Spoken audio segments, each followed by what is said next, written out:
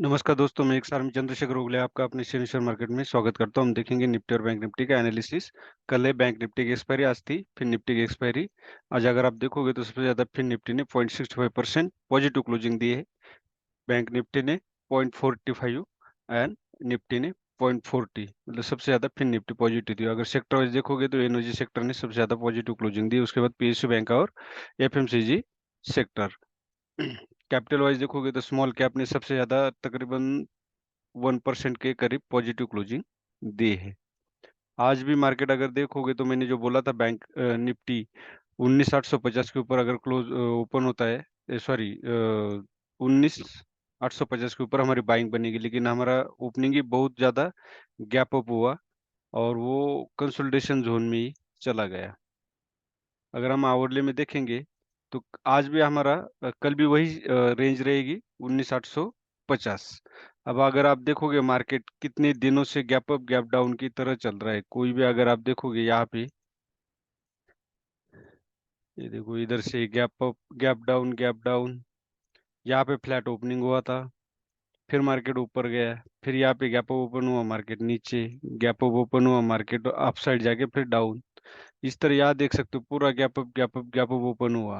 अभी भी वही है, नीचे जब आया तो गैप डाउन से आया, फिर गैप अप, फिर गैप डाउन, फिर गैप अप। तो इस तरह मार्केट बिल्कुल वोलाटाइल चल रहा है, इसमें आपके लॉसेस होने के चांसेस ज़्यादा है। तो इसमें ज़्यादा क्वांटिटी में ट्रेडिंग ना करें।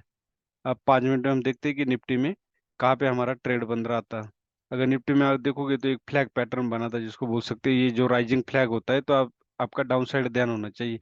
और यह बिल्कुल क्लियर है, यहाँ से ब्रेक करने के बाद ये कंसोलिडेशन दिया, इसके नीचे हमारा सेल था, इसके ऊपर स्टॉप लॉस था, बस यही एक ट्रेड था और कोई ट्रेड था नहीं। और लेते भी तो यहाँ पे एक कॉल खरीद सकते हो, वो भी इसी कैंडल में, रनिंग कैंडल में। क्यों? ये सपोर्ट था, इसलिए इसी रनिंग कैंडल में आप कॉल खरीद सकते थे, लेकिन ये बहुत ज्यादा रिस्की था, हो सकता है गैप फिलिंग भी हो जाती।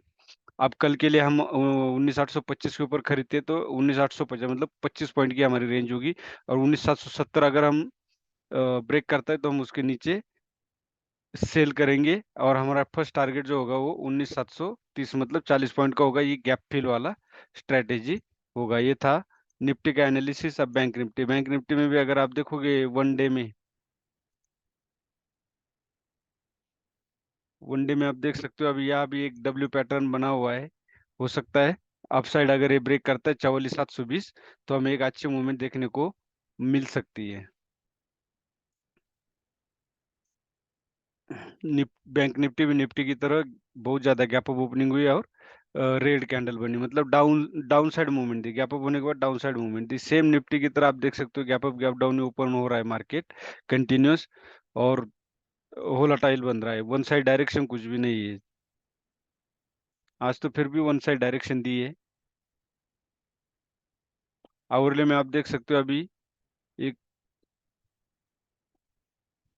एक डब्ल्यू पैटर्न बना हुआ है, तो हो सकता है मार्केट अप साइड चला जाए, लेकिन हमारी रेंज वही है। जब तक 44,600 ब्रेक नहीं करेगा, सॉरी 44,700, जब तक 44,720 ब्रेक नहीं करेगा हम अपसाइड बाइंग नहीं करेंगे। और सेलिंग के लिए हम सबसे पहले 5 मिनट में चलते हैं तभी, क्योंकि अभी बड़े इसमें पिक्चर हमें क्लियर नहीं हो रहा है गैप अप गैप डाउन की वजह से। तो कभी कभी जब आपको आवरली में क्लियर नहीं होता तो 15 मिनट या 5 मिनट में करना बेटर रहेगा। अब इसमें आप देख सकते हो, अब यहाँ 44,550 के ऊपर भी बाय करते हो तो आपका टारगेट 44,590 होगा, क्योंकि 590 के ऊपर भी बताना मुश्किल है, क्योंकि ये सारा रेंज बाउंड एरिया है। यहाँ पे पता नहीं मार्केट कहाँ जाएगा। तो सबसे बढ़िया यही है कि मार्केट को कंसोलिडेट होने दो और कोई पैटर्न बनने दो। जैसे यहाँ पे भी अगर आप देखोगे तो एक फ्लैग बना था,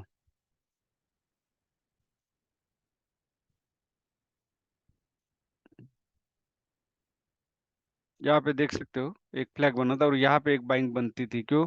क्योंकि अपना सेम पैटर्न 1 2 और 3 टाइम, थर्ड टाइम में ब्रेक करना ये 99% इम्पॉसिबल होता है। उसका कारण यही है कि ट्रेन लाइन हम खींचते हैं, इन दोनों पॉइंट को अगर हम जोड़ते हैं तो यहाँ पे आके पक्का सेलर्स एक्टिव होते हैं इस लाइन पे, और ये भी लाइन यहाँ पे थी, तो हम यहाँ पे पक्का एक पुट ले सकते थे, और अगर आप यहाँ देखते हो तो बहुत ही बढ़िया मूवमेंट है। आप यहाँ पे भी ले सकते थे, लेकिन यहाँ पे अगर देखोगे तो मार्केट इतना वोलेटाइल था कि यहाँ पक्का आपका स्टॉप लॉस हिट हो जाता, क्योंकि ये छोटी सी कैंडल के ऊपर चला गया था।